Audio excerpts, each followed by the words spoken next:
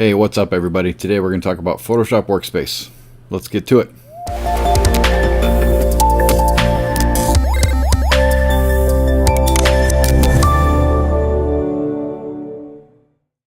Alright, so let's open Photoshop.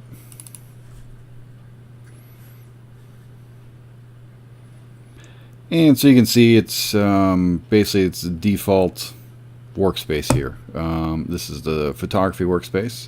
So you have your histogram, navigator, all those little palettes over on the right, and your option toolbar on the top, and then your tools on the left. So what this is, it's really just to customize your Photoshop for you. This is all sort of personal preference too, so you sort of customize it how you want. First thing I like to do is go to Window. I'm not a huge fan of that application frame, so I'll take that application frame out, and then from there I'll customize all my tools on the right here. I'll bring them over. I'm going to close it out for now. I'll probably bring it back when I bring these back up, but I know I want history, which was already there. Where are you? There we go. So I'm just going to drag that out. I also want action, so I'm going to drag that just right into history. That'll fit right in that guy. I know I want layers, and I know I want adjustments, so I'm going to put adjustments on top of layers as well.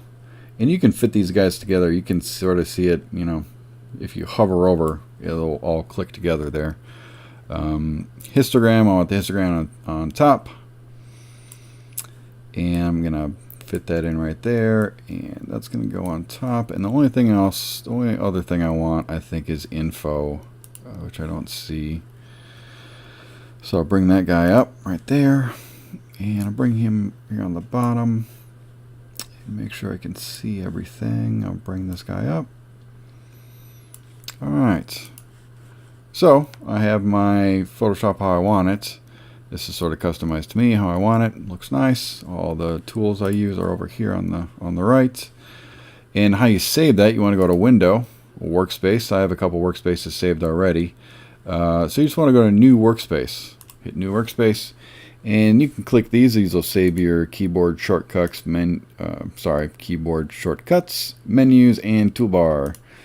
And save it whatever you want. So I have a couple saved already, so I'll just do this as workspace 3 and save that.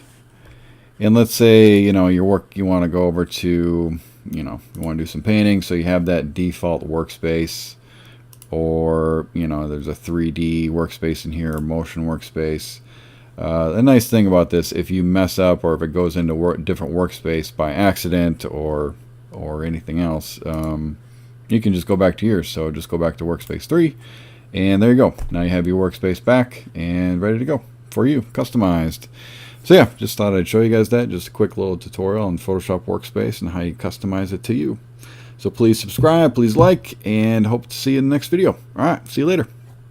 Bye.